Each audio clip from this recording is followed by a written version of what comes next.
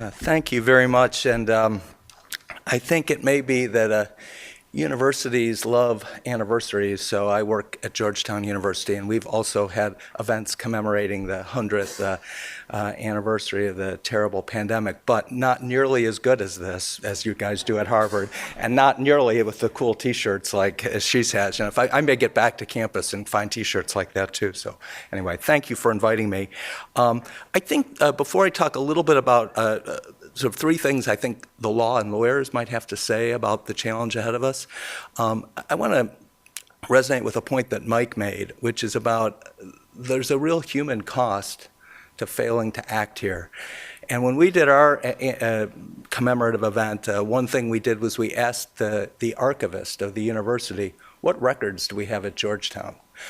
And among the things that the archivist brought out, because of course, it's a Catholic university and we've got Jesuits have kept everything forever, So they brought out a box, and sure enough, it was a box that had the medical records of all the students who were in the infirmary during the outbreak. And because it was an infirmary run by Catholic nuns and Jesuit brothers, they kept meticulous records, charting fevers up and down. And it was sobering because a lot of those charts ended, right? High fever, death. And I thought, as somebody who worked at a university, in those days, somebody had to write a terrible letter to someone's parents that said, you're in this case, your son was a student of ours, and something terrible happened. I also thought about all those nuns and brothers who were working, not knowing when they were going to get sick or if they were going to get sick. No one knew.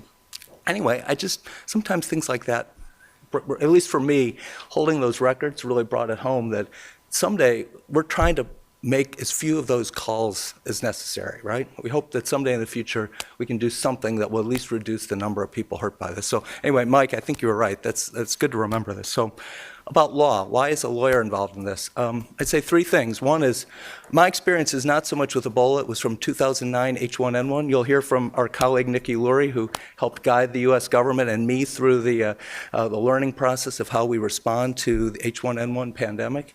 But I will tell you, I'm one of those Washington creatures you've heard about, lawyers who go in and out of government all the time. I'm one of those people. I had never in my public service life used my legal skills as much as I did during the 6 to 9 months that we were involved with this. It's extraordinary because everything from the contracting to the distribution to figuring out who was responsible for what when we did the vaccine donation campaign, thank God, the pandemic wasn't as severe as it could have been, but that vaccine donation campaign was one of the most complex things I've ever been involved in. The number of lawyers and the number of billable hours that I was involved in, it was a big takeaway for me. So the second thing, that led me to the second thing law does many things, but among them, and when it works well, it allocates risk. It allocates risk among different players who need to engage in a common enterprise. So in this case, you got at least 5 sets of players, right? You've got the donors, payer governments in the world that respond right now. You've got the manufacturers. You've got the host governments. You got the people who live in those countries. You got the WHO and the whole international regime. We got to do a better job of allocating risk because we know what our goal is. As rapid and safe a response as we can possibly have.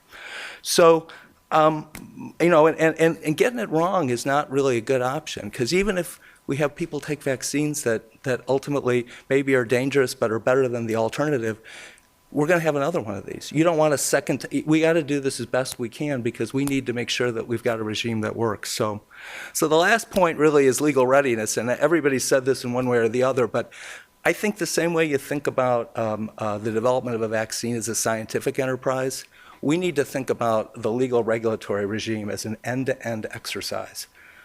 How do you go from day one to your maximum public health intervention? What are all the legal and regulatory steps? And I'm not suggesting this is easy, but if we don't do that exercise, we're going to kid ourselves, right? Fixing one step is not going to solve a multi-step problem. Liability is really important. I know we're going to talk about that, but that is only one of what I would argue are multiple things. So anyway, those are 3 thoughts. Laws is, at least in my experience, was intimately involved in the response and the development of vaccines. 2 is law is a way to at least think about how you allocate risk.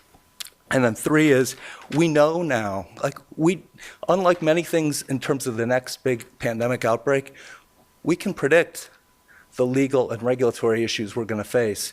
And sort of shame on us if we haven't figured out a better way to respond.